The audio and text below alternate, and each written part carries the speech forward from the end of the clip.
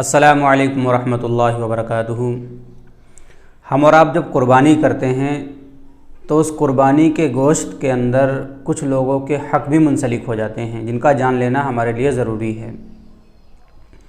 مسئلہ تو یہ ہے کہ 3 حصے کیے جائیں قربانی کے گوشت کے، ایک خود اپنے لیے یعنی اپنے گھر والوں کے لیے، دوسرا رشتہ دار وغیرہ کے لیے، تیسرا فقراء اور محتاجوں کے لیے۔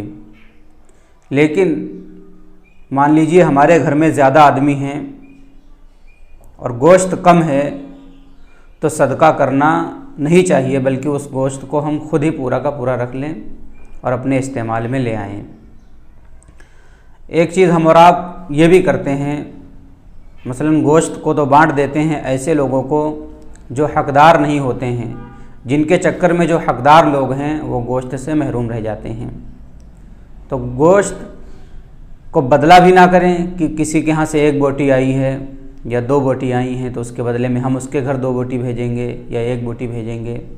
اتنا گوشت ہمیں حقداروں تک پہنچا دینا چاہیے جس سے ان کی ضرورت آسانی کے ساتھ پوری ہو جائے۔ تو گوشت کو بدلہ نہ کریں۔ آپ کے پاس اگر زیادہ گوشت ہے تو آپ 3 حصے کر لیجئے، ایک اپنے لیے، ایک رشتہ داروں کے لیے، ایک فقراء کے لیے، ایک محتاجوں کے لیے۔ لیکن اگر آپ کو خود ہی سارے کے سارے گوشت کی ضرورت محسوس ہو رہی ہے، آپ کے پاس خود اتنا بڑا پریوار ہے، تو آپ خود بھی پورے گوشت کو رکھ سکتے ہیں، صدقہ کرنا ضروری نہیں ہے۔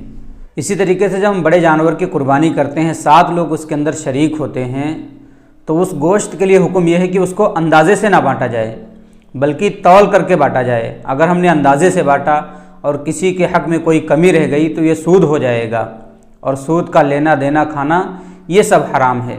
اس لیے ہم اندازے سے گوشت کو بالکل نہ بانٹیں بلکہ تول لیں اور پھر بانٹیں آپس میں گوشت کو۔ اسی طریقے سے ایک اور مسئلہ ہوتا ہے، کیا صرف اور صرف ہم اپنا گوشت مسلمان کو ہی دے سکتے ہیں؟ اگر کوئی غیر مسلم مانگنے والا آ جاتا ہے تو کیا اس کو گوشت دینا درست ہے؟ ہاں، اس کو ہم اپنا گوشت دے سکتے ہیں اگر ضرورت مند ہے اور کسی چیز کی اجرت کے بدلے نہیں دے رہے ہیں، بلکہ کوئی مانگنے والا آ گیا یا ہم جانتے ہیں کہ ہمارے پڑوس میں کوئی غیر مسلم ہے جو واقعتاً مستحق ہے، غریب ہے، تو اس کے ہاں بھی ہم قربانی کا گوشت دے دیں، بہتر ہے اور جائز بھی ہے۔ جس جانور کی ہم قربانی کر رہے ہیں اگر اس کو کسائی نے کاٹا ہے، اس کا گوشت بنا رہا ہے، تو صرف اور صرف ہم اجرت ہی دیں کسائی کو۔ اس گوشت میں سے کوئی ٹکڑا مثلاً سر ہے یا کوئی اور گوشت کا ٹکڑا، اوجھڑی وغیرہ یا کوئی اور چیز اس جانور میں سے دینا درست نہیں ہے، بلکہ کاٹنے والے کو، گوشت بنانے والے کو اجرت دینا جائز ہے، اس کو کوئی اور چیز نہ دے اس جانور میں سے۔ یہی چند مسائل تھے جو گوشت کے متعلق تھے۔